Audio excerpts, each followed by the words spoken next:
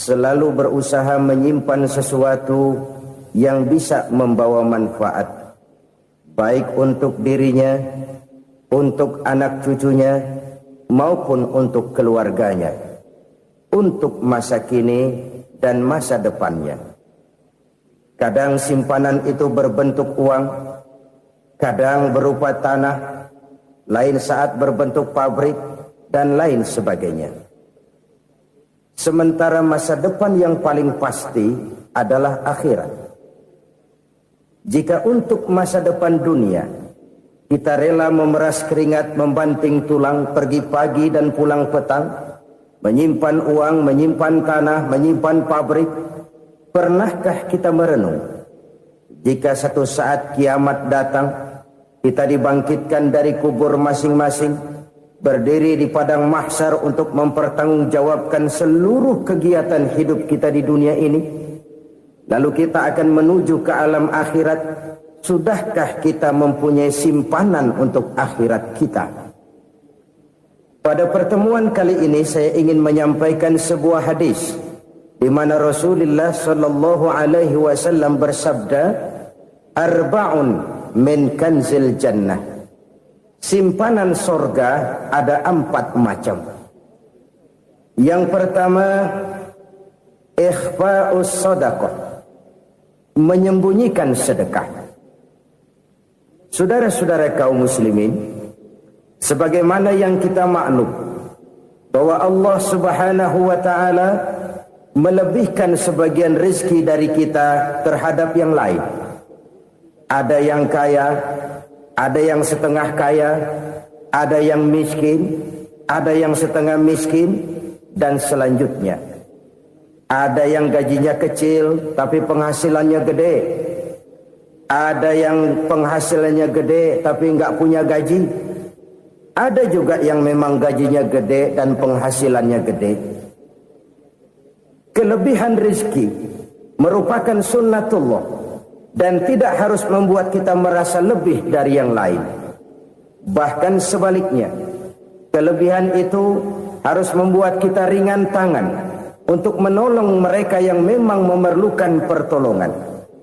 Kalau saudara diberikan ilmu, maka pertanyaan akhirat cuma satu: ilmumu kau amalkan untuk apa? Kalau saudara diberikan umur yang panjang, pengadilan akhirat juga bertanya satu: umurmu kau habiskan di mana? Tapi kalau saudara diberikan harta, pengadilan akhirat akan bertanya dua: hartamu kau dapat dari mana, kau belanjakan kemana? Dari mananya ditanya, dan kemananya juga ditanya. Oleh karena kita akan dimintakan pertanggungan jawab, maka amanah yang bernama harta ini harus kita gunakan dengan sebaik-baiknya. Ada penggunaan yang merupakan kewajiban, itu zakat namanya. Ada penggunaan yang sewaktu-waktu, itu infak namanya. Ada yang lebih sewaktu-waktu lagi, dan itu sedekah namanya. Zakat dia terikat oleh haul dan nisab, oleh putaran batas waktu dan ukuran dari harta itu sendiri. Sedangkan infak terikat oleh situasi dan kondisi perekonomian seseorang. Sedangkan sedekah tidak terikat dengan apapun. Dalam kondisi seperti apapun kita bisa melakukan sedekah dengan yang terkecil sekalipun. Sampai-sampai Rasulullah sallallahu alaihi wasallam mengajarkan, la tahqiranna minal ma'rufi syai'an walau an talqa akhaka biwajhin talik. Atau ada hadis, tabassumuka fi wajhi akhika laka shadaqah.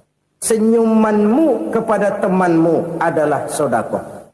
Jadi untuk melakukan sedekah tidak harus dalam berbentuk uang. Dengan ilmu kita bisa sedekah, dengan tenaga kita bisa bersedekah, dengan pikiran kita bisa bersedekah, bahkan senyum kepada teman itu pun sedekah.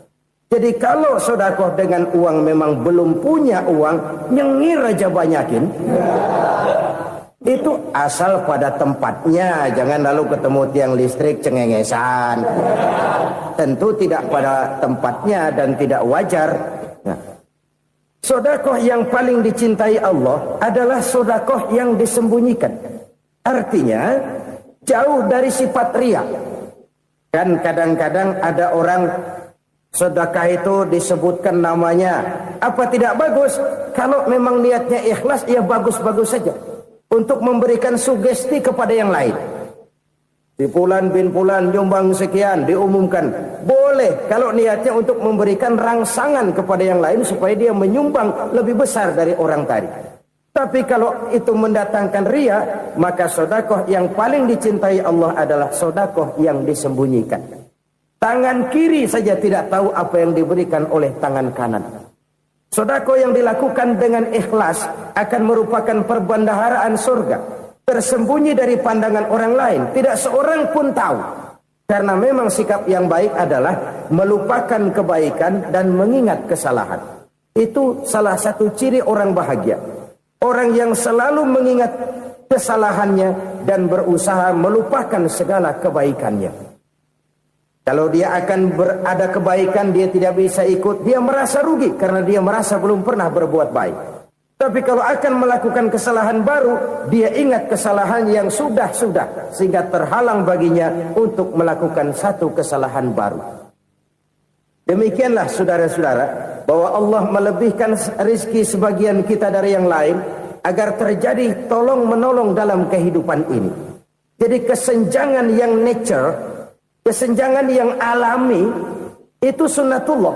Ada yang kaya, ada yang miskin, ada yang kelas menengah. Nah, kenapa lalu sekarang kita berusaha mengentaskan kemiskinan? Oleh karena adanya kesenjangan struktural. Kalau yang kaya bisa semakin kaya, kenapa yang miskin tidak bisa naik jadi ikut sedikit kaya?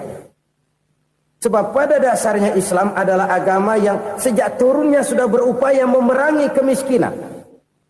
Bahkan dikatakan kemiskinan itu mendekatkan kepada kekufuran.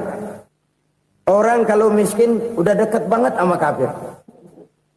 Gampang menjadi kafir.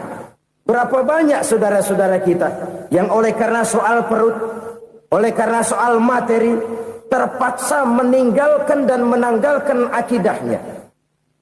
Menjual petunjuk yang diberikan Allah dengan kesenangan dunia yang cuma sebentar ini. Na'udzubillah, thumma na'udzubillah. Jadi makin kita sembunyikan satu sedekah, semakin banyak perbendaharaan kita di surga. Sedekah yang paling dicintai Allah adalah sedekah yang disembunyikan.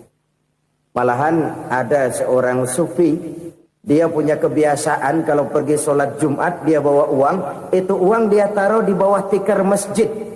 Dia niat sedekah kepada siapa saja yang nemuin itu duit. Maksudnya apa? Supaya yang nemuin nggak tahu siapa yang punya duit. Demikian dia saking ingin menyembunyikan sedekahnya. Karena sifat riya itu bisa memakan amal kita sendiri. Riya itu termasuk menyebut-nyebut kebaikan kita. Orang yang suka nepuk dada, sedikit-sedikit ngitungnya kalau nggak gua. Tuh kalau nggak gua tuh. Tuh yang belas itu kalau nggak gua. Iya kalau nggak lu kenapa emang? Orang yang suka menepuk jasad. Tuh biasanya memang begitu saudara-saudara. Kalau perang lagi berkecamuk, orang nggak sempat ngaku jadi pahlawan. Tapi begitu perang selesai, yang kagak kenal bedil ngaku pahlawan, mas. Itu sesuatu yang biasa. Oleh karenanya, orang-orang yang ikhlas dalam bersedekah, disembunyikannya sedekah itu, Allah cinta betul. Malahan ada hadis memberikan jaminan, inna sadaqatal mar'il muslimi tazidu fil umri wa tadfa'u mitatas su'i. Sesungguhnya sedekahnya seorang mukmin tazidu fil umri, bisa menambah umur panjang. Wa tadfa'u mitatas su'i, dan menyelamatkan manusia dari mati secara su'ul khatimah. Jadi siapa yang kepengen panjang umur, banyaklah sedekah. Yang bosan hidup, pelit terus. Sedekah menambah panjang umur dan menyelamatkan manusia dari mati secara su'ul khatimah. Pak, katanya umur itu nggak bisa ditambah, nggak bisa dikurangin. Kapan? Kalau ajal sudah datang. Fa idza jaa ajaluhum la yastakhiruna sa'atan wa la yastaqdimun. Kalau ajal datang tidak bisa dimajukan, tidak bisa dimundurkan. Itu kalau ajal sudah datang. Tidak bisa lagi umur ditambah dikurangi, sudah datang. Tapi kalau belum datang, itu kan haknya Allah. Mau ditambah, mau dikurangi, hak prerogatif Allah. Sebagai pencipta manusia, Allah maha kuasa dan maha mampu. Sedekah ini menambah panjang umur dan menyelamatkan manusia dari mati secara su'ul khatimah. Itu orang mati kan sama ya, kondisinya mati, nggak nafas. Tapi hakikat mati kan lain-lain. Ada yang mati itu husnul khatimah, baik akhirnya. Misalnya lagi ngaji mati, lagi sholat mati, lagi sedekah mati. Ini yang dinamakan dengan husnul khatimah, baik di akhirnya. Sebaliknya ada yang su'ul khatimah, jelek di akhirnya. Ini yang jadi catatan akhir. Lagi nyekek botol, mampus. Lagi banting kartu, modar. Su'ul khatimah, jelek pada akhirnya. Sedekah menyelamatkan manusia dari mati secara su'ul khatimah. Dan kita semua kepengen mendapat husnul khatimah, jauh dari su'ul khatimah. Oleh sebab itu yang bisa menyelamatkan kita dari penyakit itu antara lain adalah sedekah yang disembunyikan, yang dikerjakan dengan ikhlas karena Allah.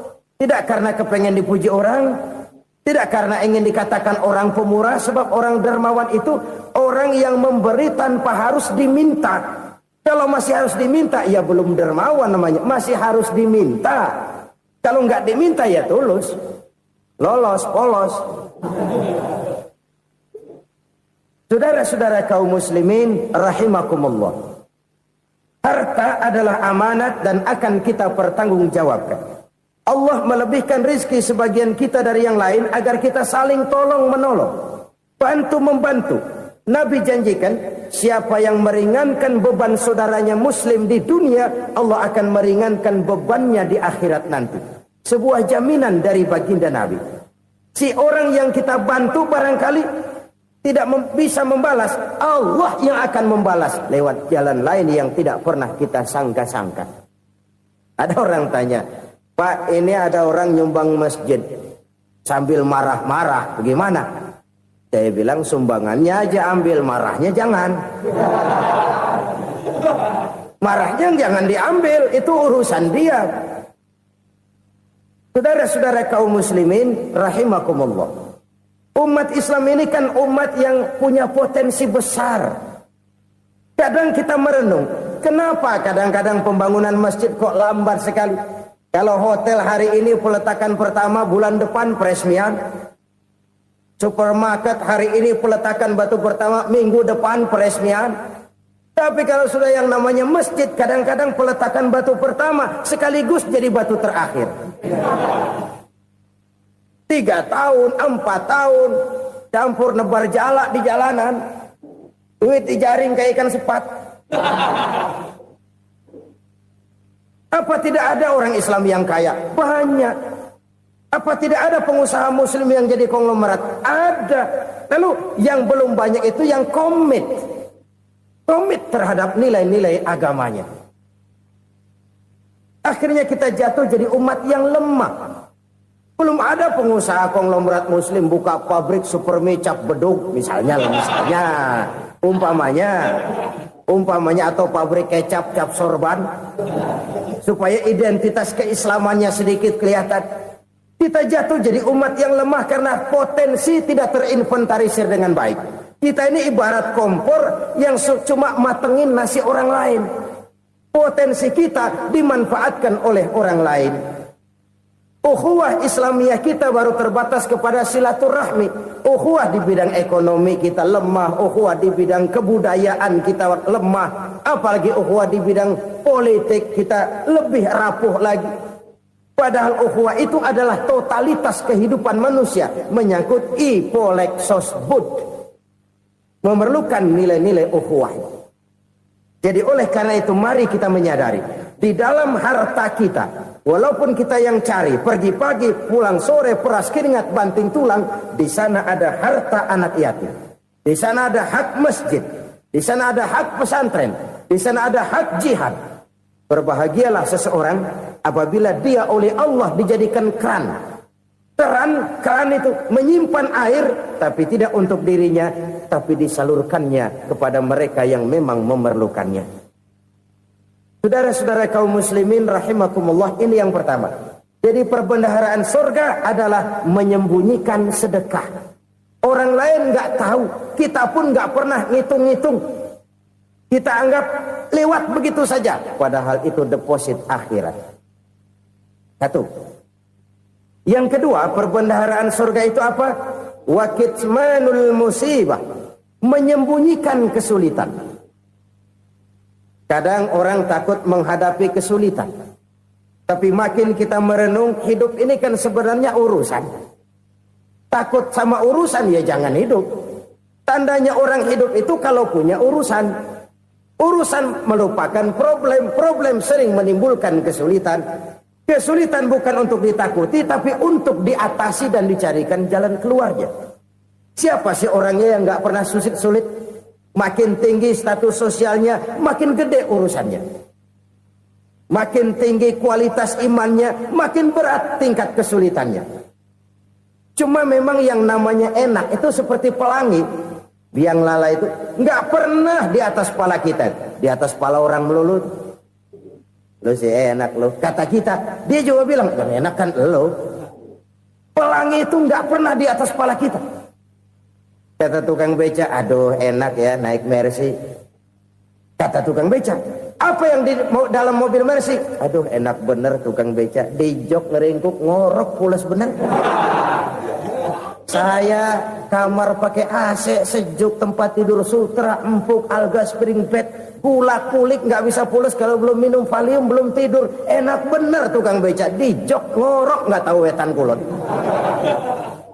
Si tukang beca bilang yang di Mercy enak, yang di Mercy bilang tukang beca enak. Inilah enak, nggak pernah di atas kepala kita, di atas kepala orang lain melulu enak itu. Nah, saudara-saudara,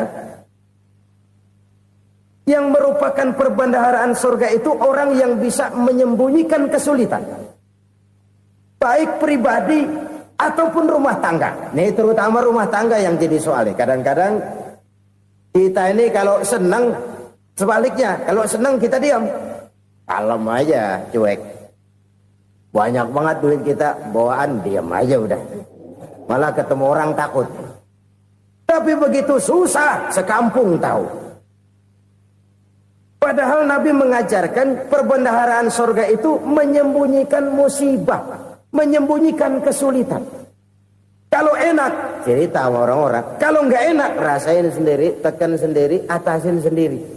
Kita kan sebaliknya, senang kita diam, asal lagi susah, paling tidak kita nyari teman buat cerita kesusahan. Siapa orangnya yang nggak pernah susah? Cuma soalnya bagaimana kita mengatasi kesusahan itu sendiri. Begitu juga misalnya kalau orang sudah berumah tangga, itu orang tuanya harus menjadi tempat dia cerita yang enak-enak saja.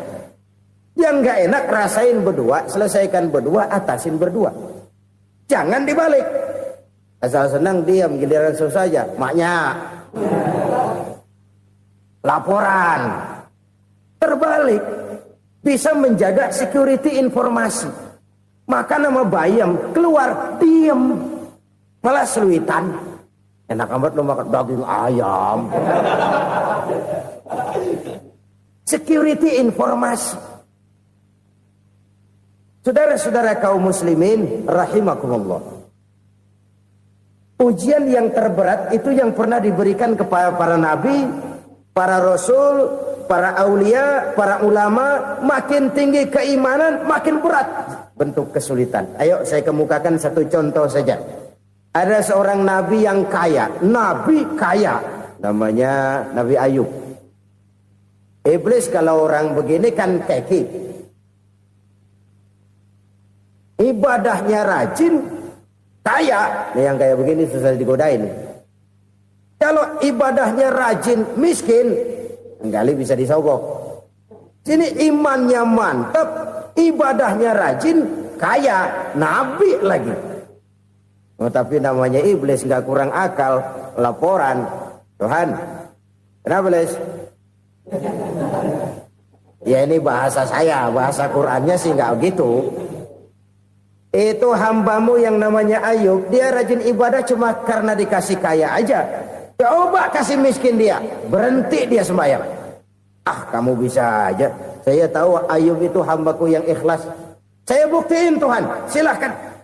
Dibuktiin lah, iblis turun ke alam ini. Yang mula-mula dia lakukan, dia rusak sawah ladang Nabi Ayub. Dia binasakan binatang ternak Nabi Ayub.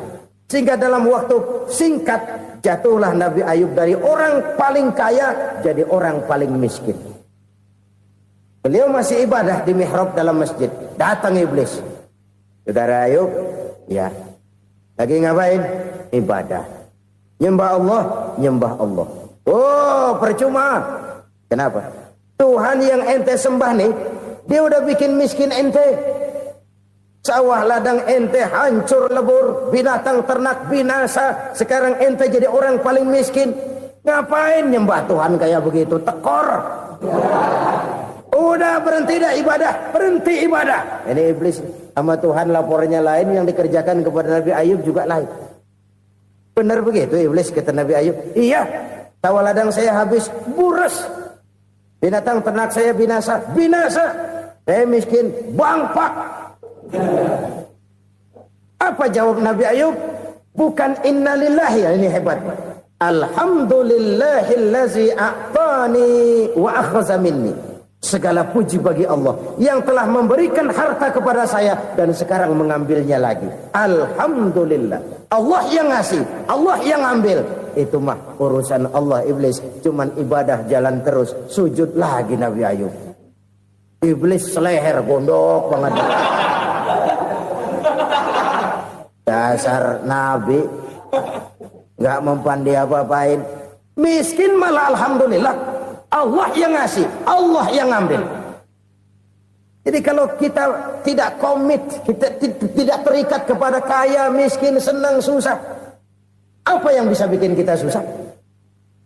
Jadikan kekayaan, kemiskinan, jadikan senang, susah sebagai anak buah yang bisa kita atur. Jangan kekayaan ngatur kita, jangan kemiskinan ngatur kita. Kita yang harus mengatur mereka.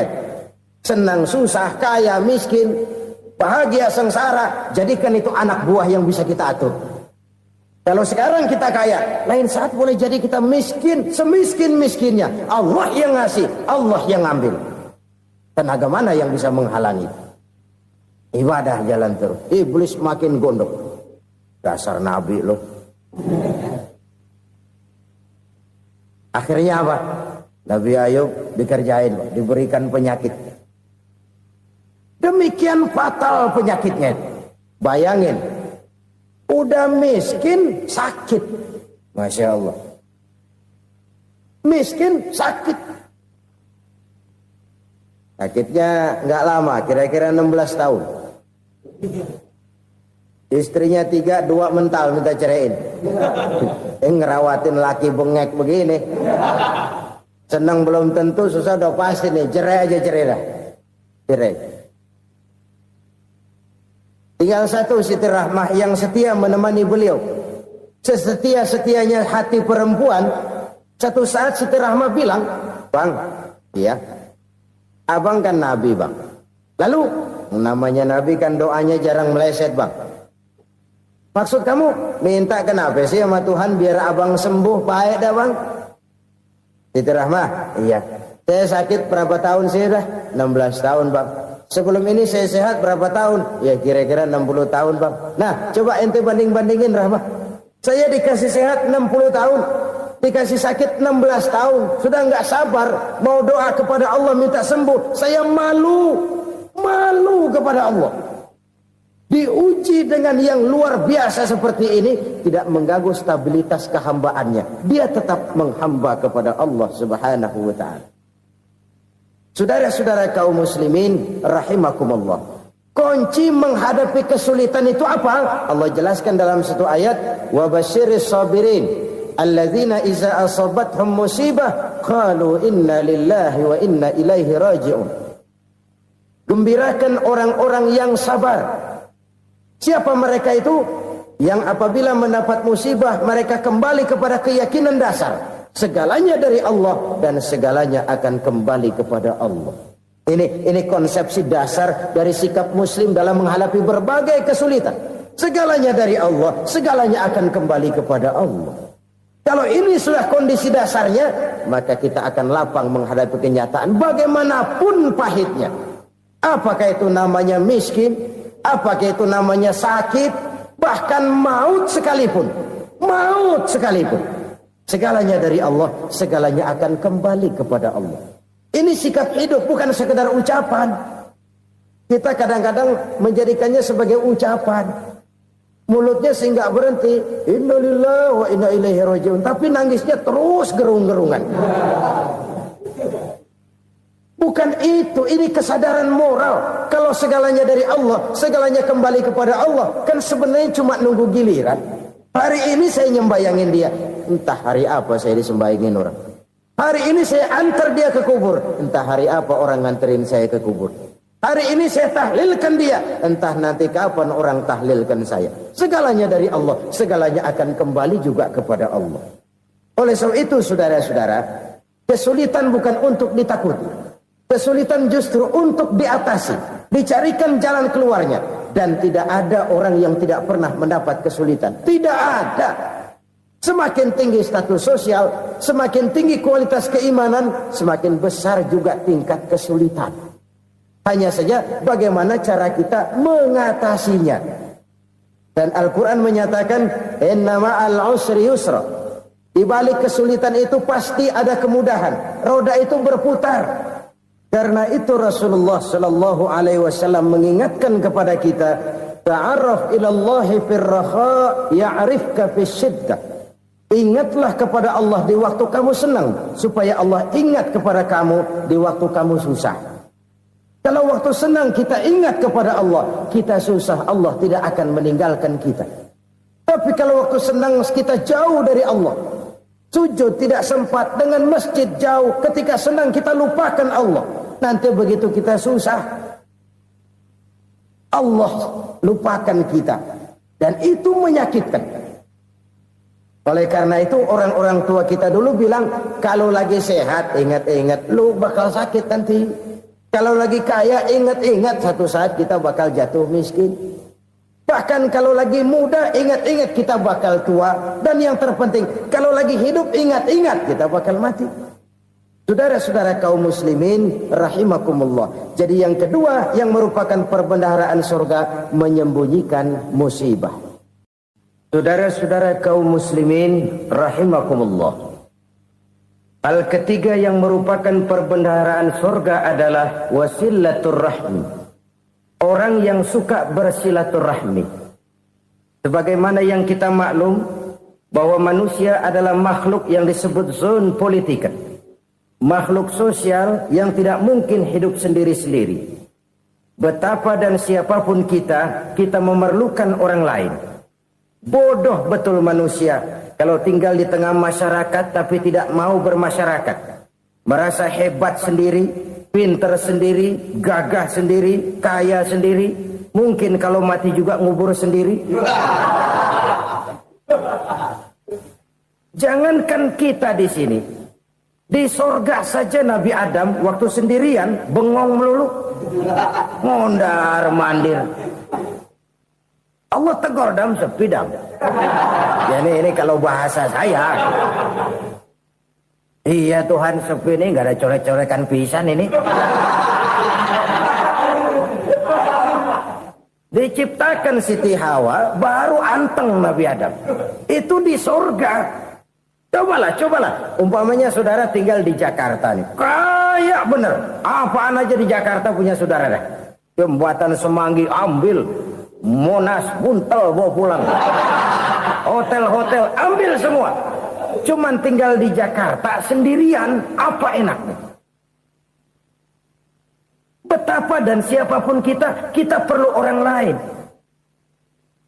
Tidak ada seorang pun yang bisa memenuhi kebutuhan hidupnya secara sendiri-sendiri. Nah, Islam telah menyelamatkan manusia dari ras diskriminasi. Mengikat manusia dengan persaudaraan yang berlandaskan kepada akidah. Karena itu dianjurkan bersilaturahmi.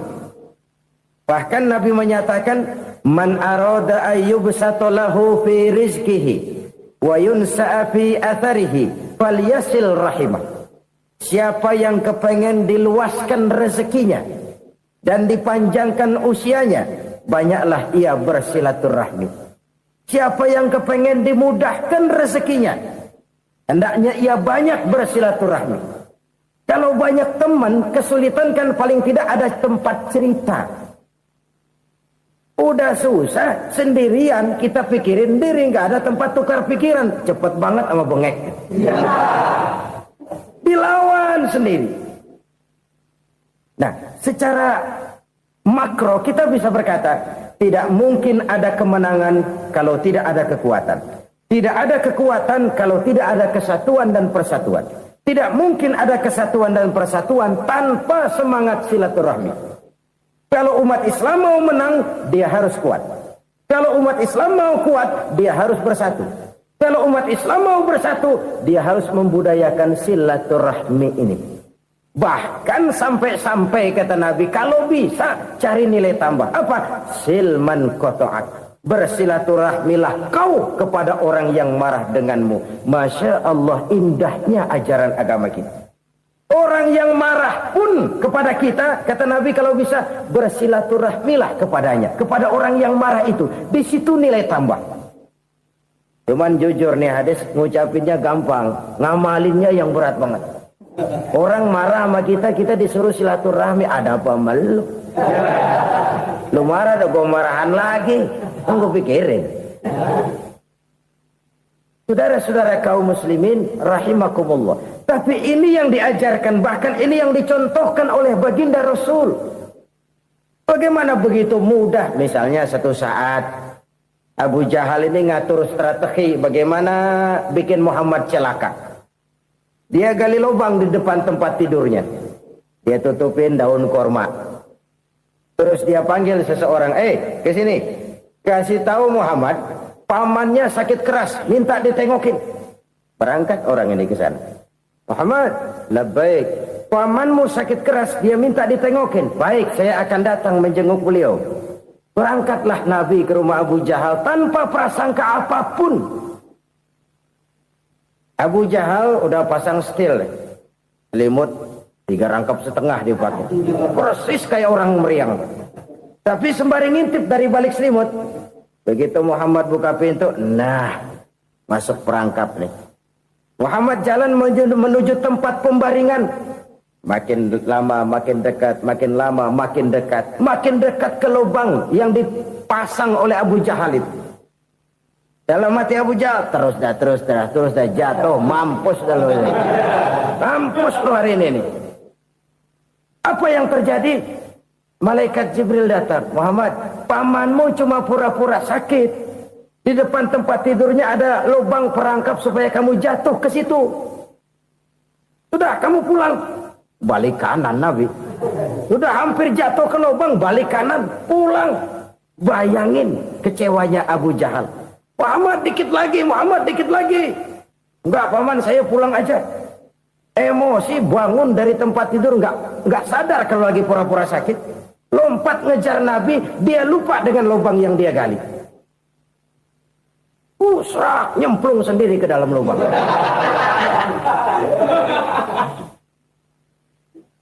Nabi terus berlalu. Ini terjadi keanehan. Jatuh ke lubang yang dia gali itu sebenarnya nggak terlalu dalam ya. Antara 3-4 meteran lah. Tolong, saya jatuh ke lubang ini. Datanglah pelayan-pelayannya itu. Angkat saya dari sini. Ngulurin tambang. Satu gulung, belum juga nyampe itu tambang. Kurang, beli lagi ke warung. Sambung, ulur lagi, nggak juga bisa sampai. Wah, ini kerjaan Muhammad ini. Tolong, siapa salah seorang kamu ke rumah Muhammad, kasih tahu encangnya kecebur. Minta ditolongin. Sampaikan kepada Rasul. Kenapa?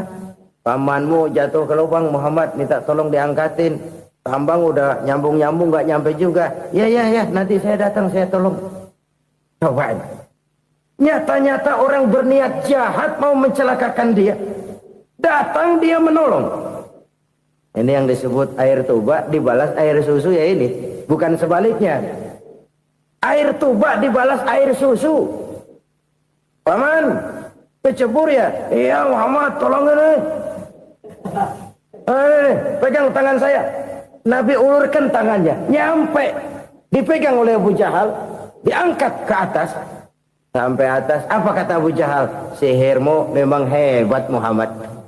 Udah ditolongin dikata sihir. Yang enak kita kemplang kan itu orang begitu. Urusan apa? Tapi inilah akhlak. Kalau bisa kamu bersilaturahmilah dengan orang yang marah kepadamu sekalipun. Orang marah kita tetap baik. So, kalau kita berbuat baik sama orang yang memang baik, rasanya sih biasa-biasa aja.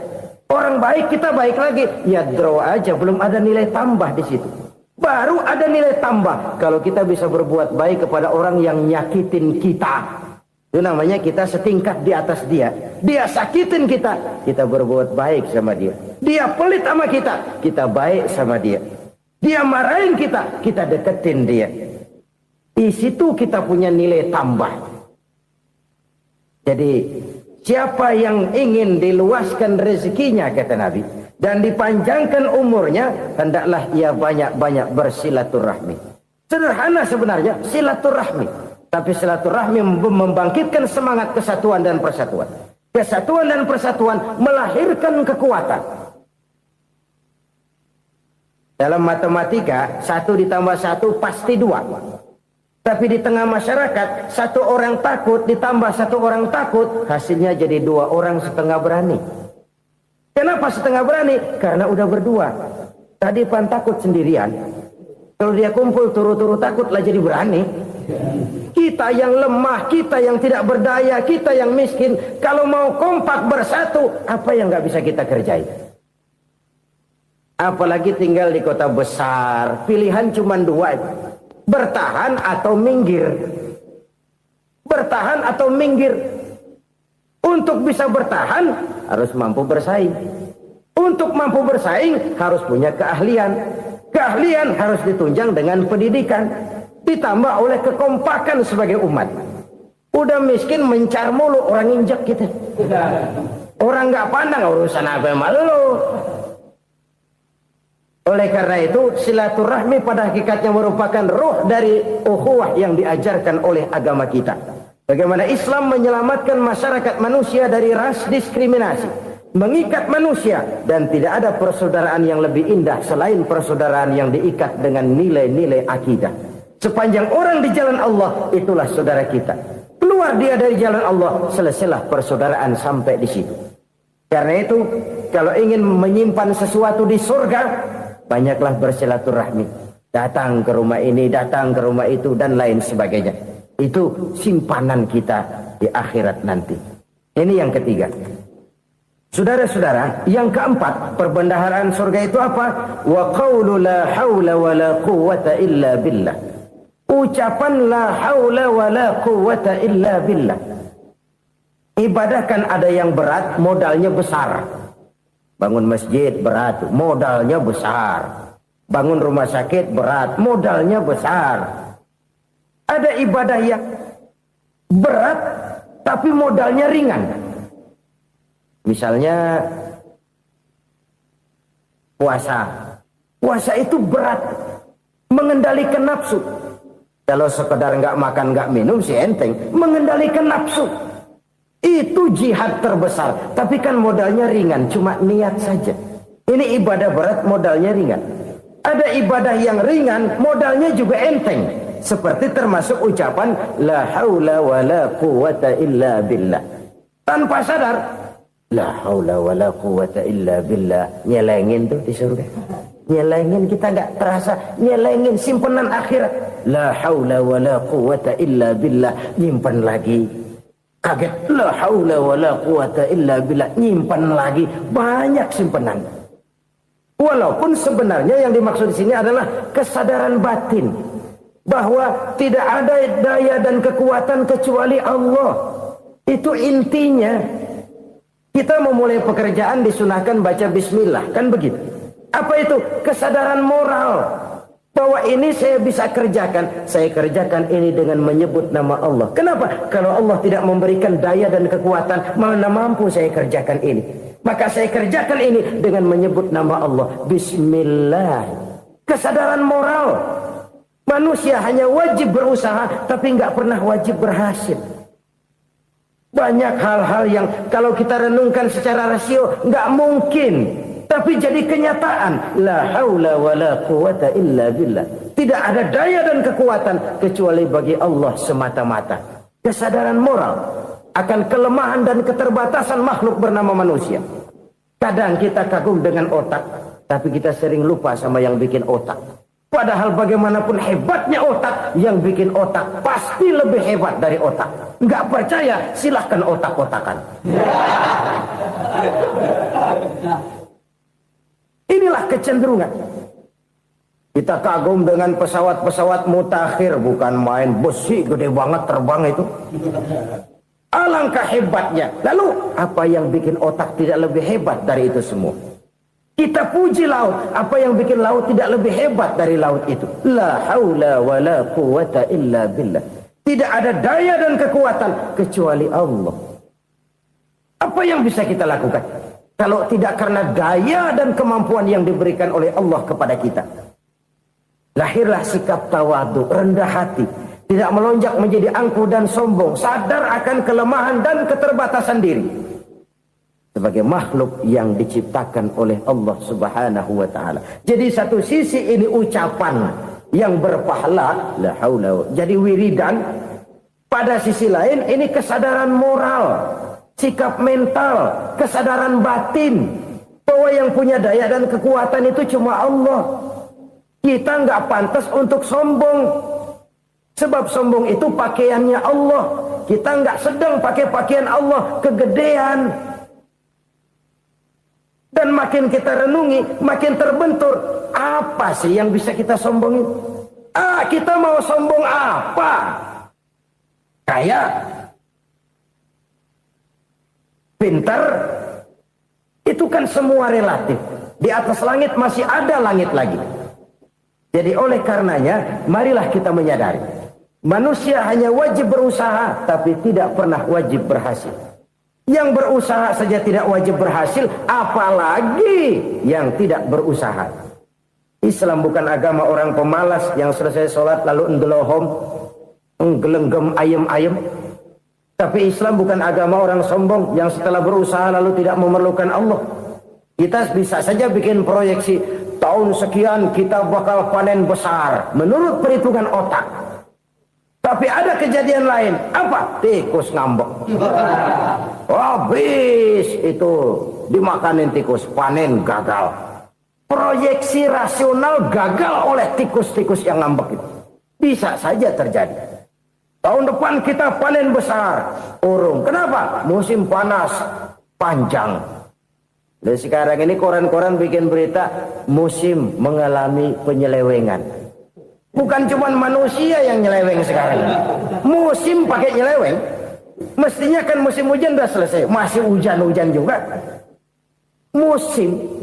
Nah sekarang kita boleh bikin proyeksi. Kita bakal panen besar. Tahu-tahu musim panas panjang. Sawah retak, air kering. Cari teknokrat yang paling botak. Suruh pendekin tuh musim panas. La haula wa la quwata illa billah. Inilah kesadaran moral. Saudara, saya teringat satu saat ada seorang konglomerat. Umurnya ya kira-kira 70-an. Satu saat dia ditanya oleh wartawan, "Pak, umur Bapak berapa sih?" "Ya paling 10 tahun." 10 tahun? 10 tahun? Anak Bapak berapa orang? Satu saja? Satu. Harta Bapak berapa? Ya paling-paling bangsa 7 juta kali. 7 juta? Iya. Pak, kenapa Bapak bohongi saya? Bapak punya buku biografi. Koran-koran, majalah-majalah banyak memuat cerita riwayat hidup Bapak. Saya tahu umur Bapak 70. Kenapa bilang cuma 7 tahun? Saya tahu anak Bapak 8. Kenapa cuma bilang 1? Saya tahu harta bapak miliaran, mungkin triliunan, pabrik di mana-mana, bank di mana-mana. Kenapa bilang uang bapak cuma 7 juta? Nah, kata si konglomerat tadi, kamu benar nak, kamu benar. Umur saya kalau jumlahnya memang 70 nak. Cuman ingat-ingat saya, baru 7 tahun terakhir ini saya sujud. Baru 7 tahun terakhir ini saya berusaha dekat dengan Allah. Saya laksanakan perintahnya, saya jauhi larangannya. 7 tahun inilah rasanya yang ada nilainya di hadapan Allah. Yang 63 tahun matong, kelabu, kelem umur gue. Habis untuk maksiat, untuk munkarat. Maka ketika ditanya tadi, umur saya 7 tahun itu. Oh begitu Pak. Oh iya. Lalu anak Pak. Anak bapak kan 8. Kenapa bilang cuma 1? Nah, kalau jumlah hitungannya memang anak saya 8. Tapi dari 8 orang ini rasanya cuma 1 nih. Yang bakal jadi buah hati, belahan jantung. Pelanjut cerita, penerus sejarah. Bakal jadi anak soleh yang akan mendoakan saya. Cuma 1 rasanya anak saya ini yang bakal jadi buah hati saya. Besar-besaran saya. Yang akan mendoakan di kubur saya. Yang akan mendoakan di akhirat saya.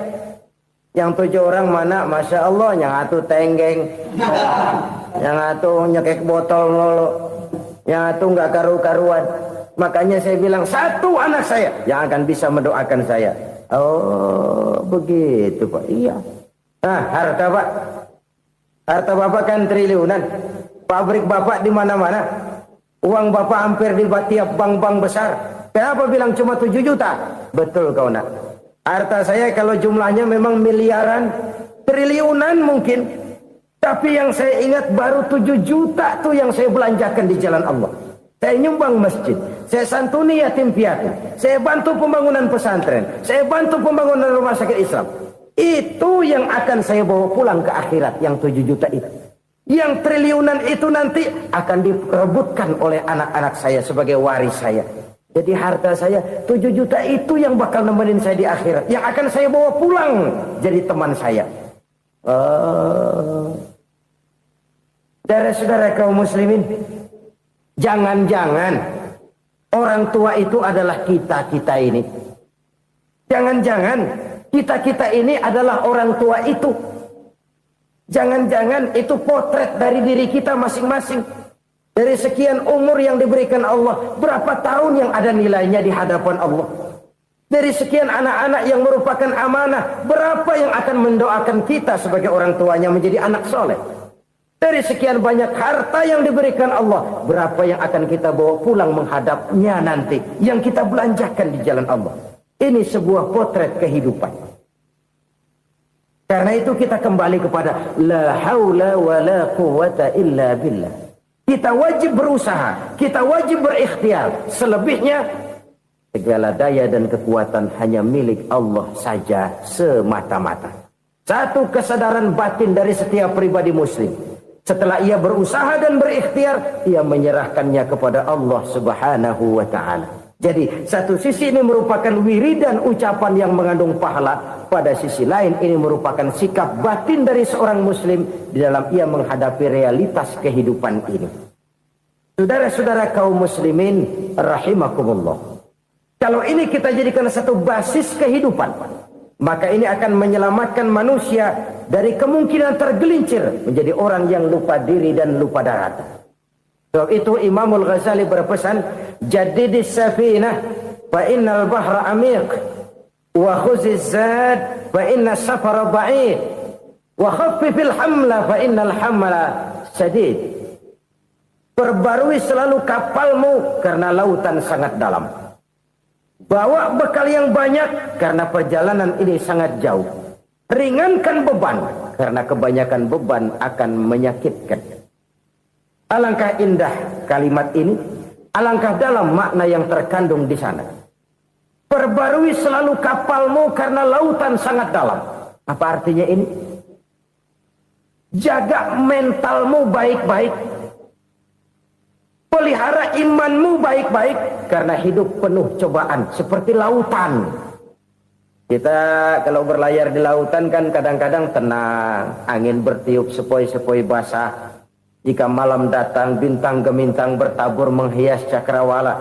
Rembulan memantulkan sinarnya dengan indah. Dalam keadaan begitu berlayar enak.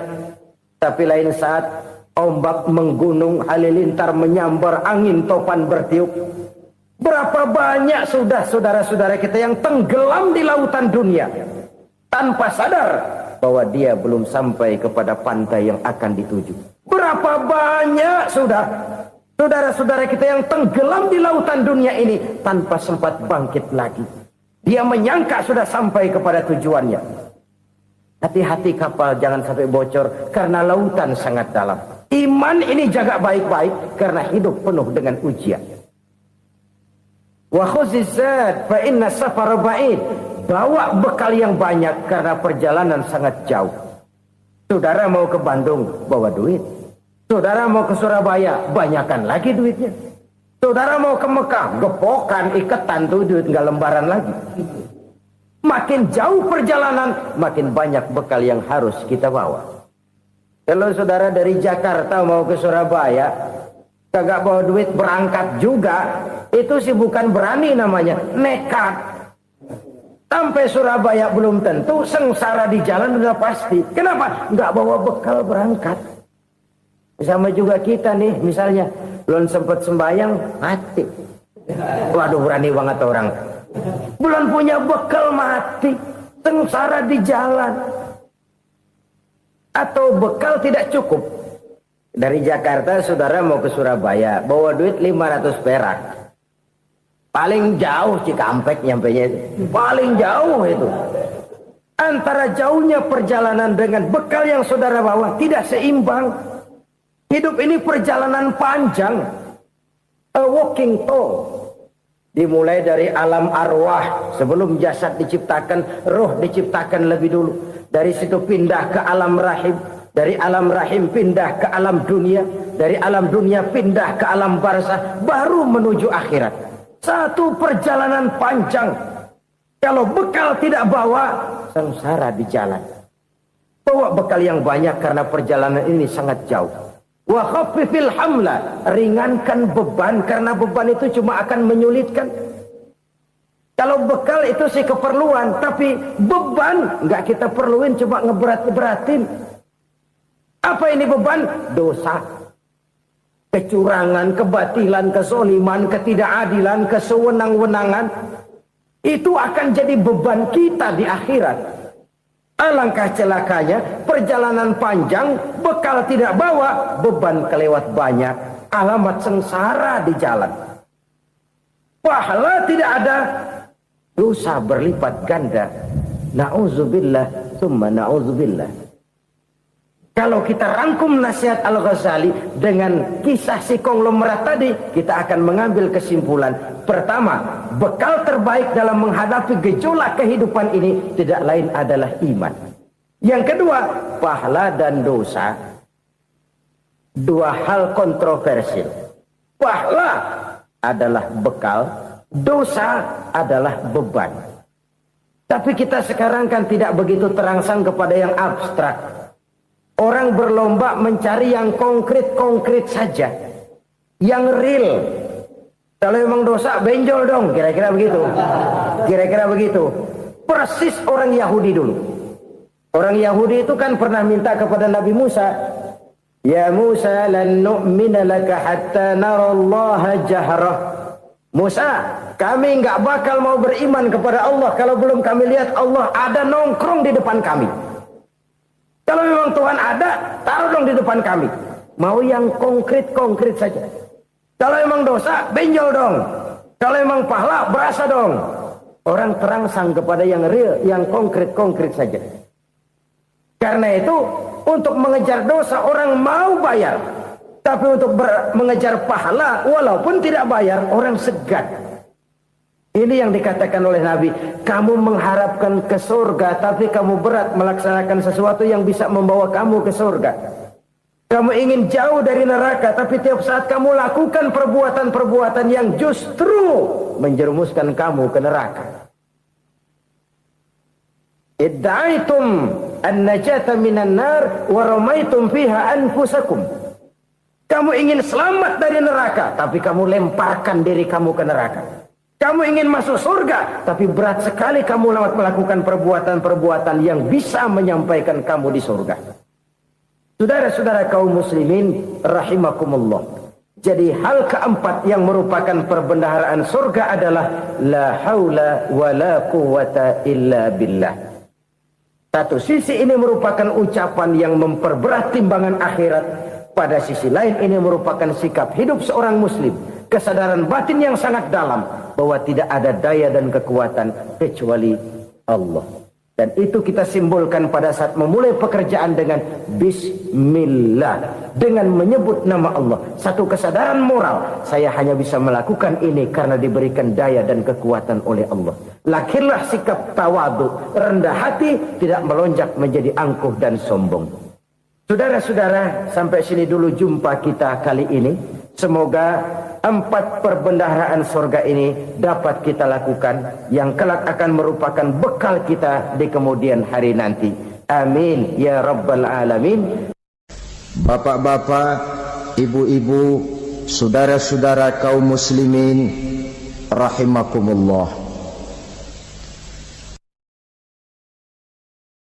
Di dalam kehidupan kita sebagai seorang muslim, minimal 5 kali dalam sehari semalam kita mendengar seruan untuk mendirikan solat yang disebut azan.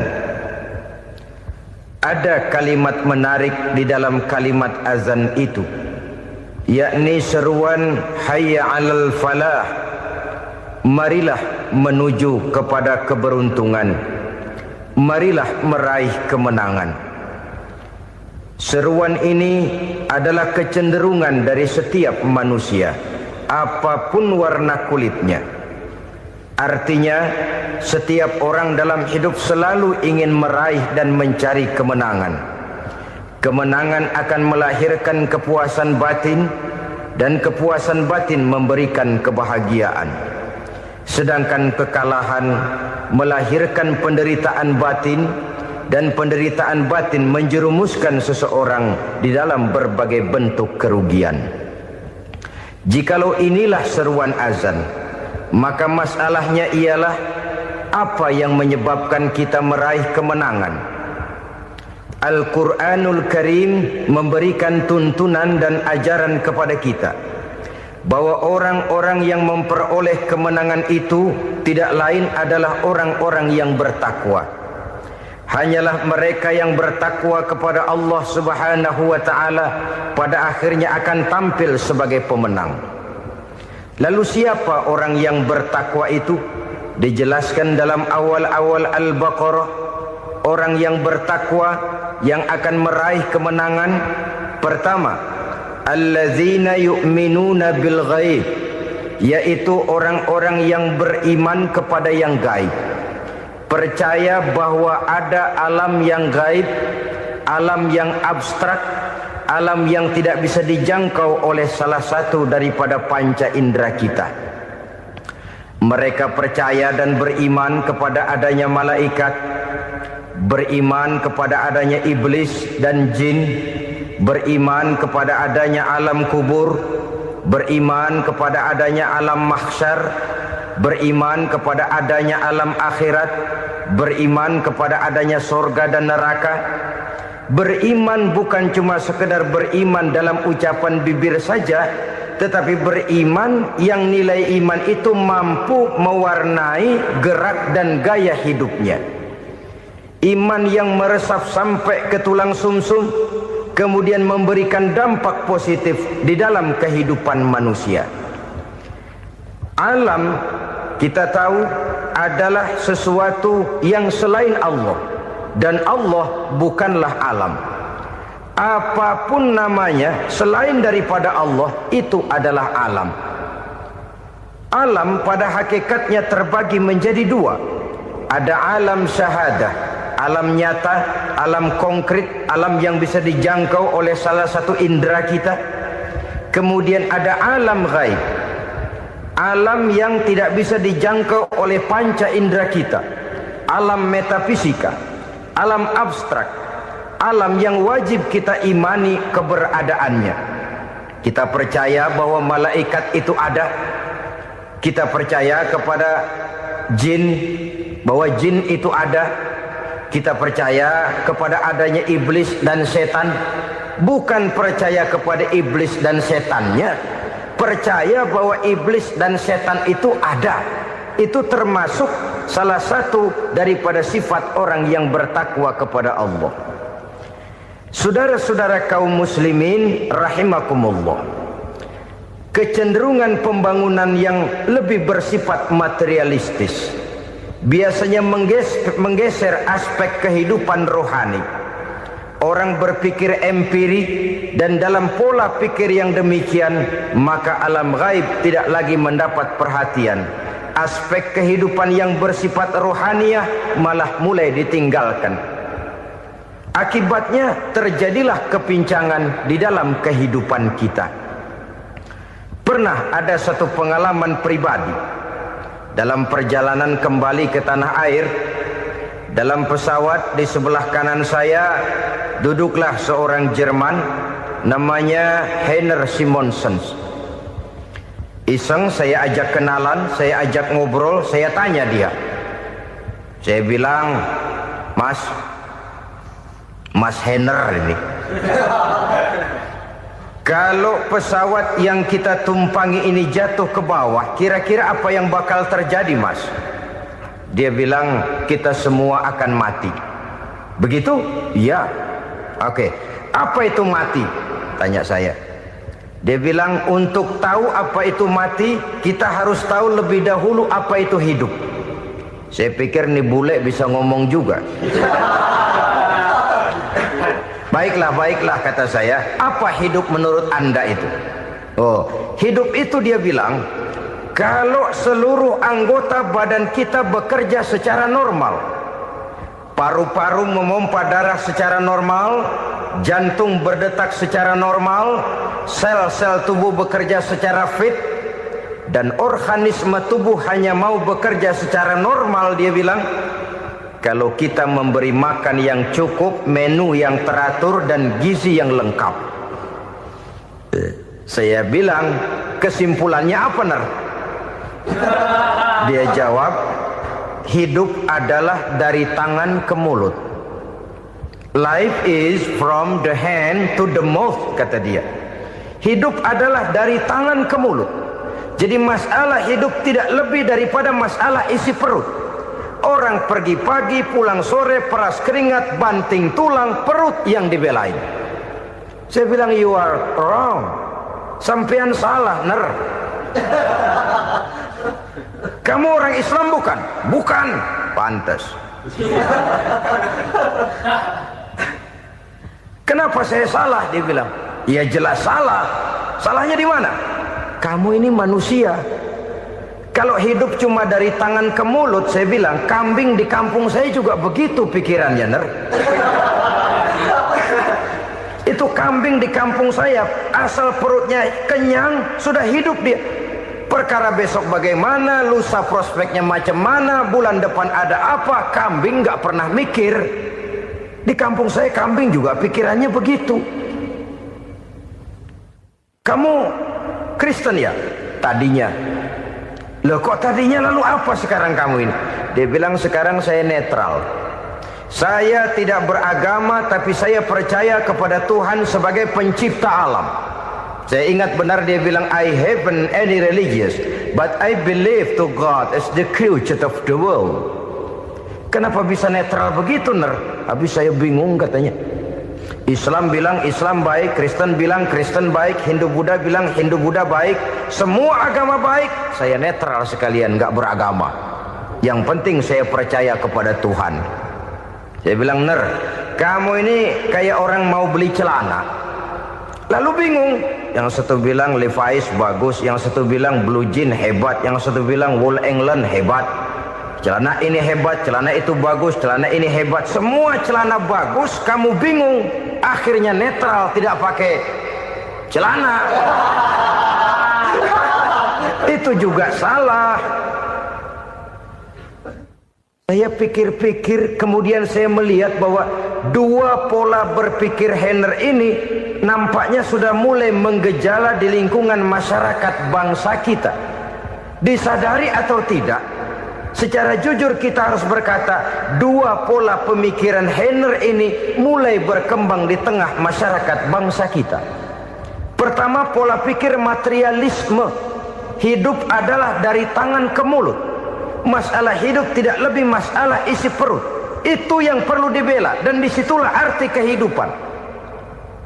Pergi pagi, pulang sore, peras keringat, banting tulang untuk mempertahankan perut.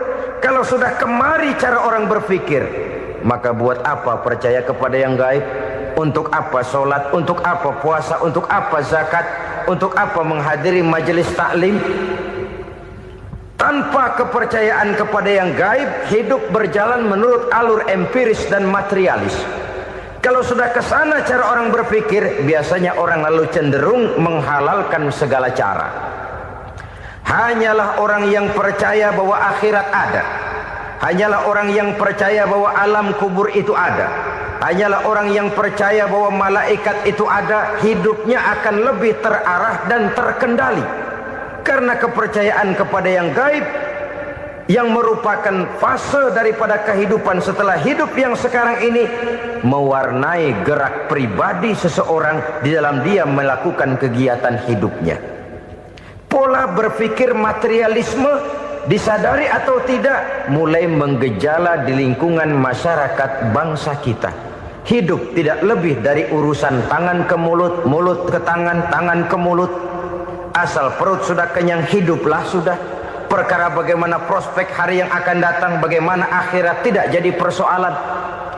Ini yang oleh Nabi diperingatkan, ad-dunya sijnul mu'min wa jannatul kafir. Dunia adalah penjara bagi orang beriman dan surga bagi orang kafir. Dulu di zaman Belanda hadis ini pernah disalah tafsirkan, disalah artikan, digunakan sebagai senjata untuk mengkebiri dan membuat impoten umat Islam. Sudahlah, umat Islam gak usah macam-macam, kata Belanda. Dunia ini kan penjara buat orang Islam, surga buat orang kafir. Di penjara jangan bertingkah.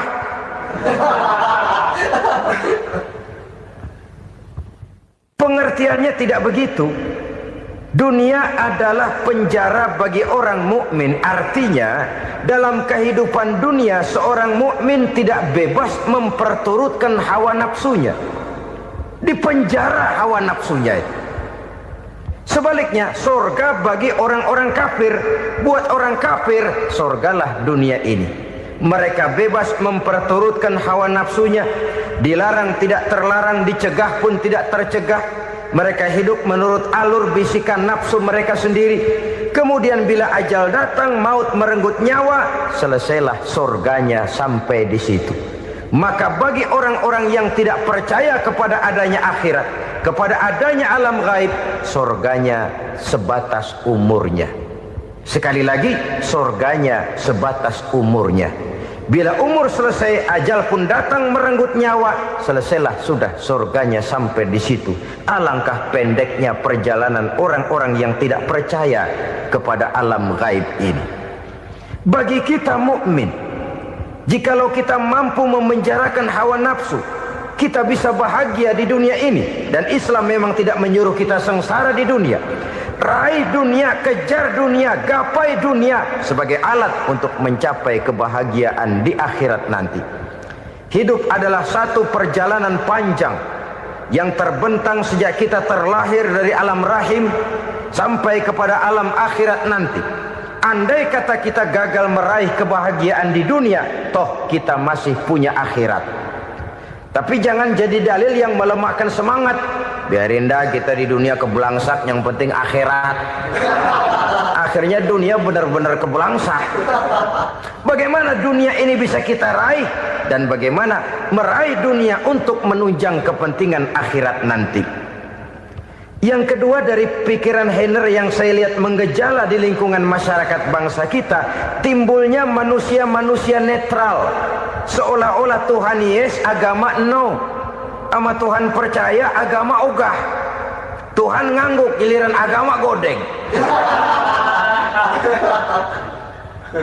Padahal hampir dalam setiap ayat dalam Quran, kata-kata amanu biasanya bergandeng dengan wa amilus shalihat. iman dan amal soleh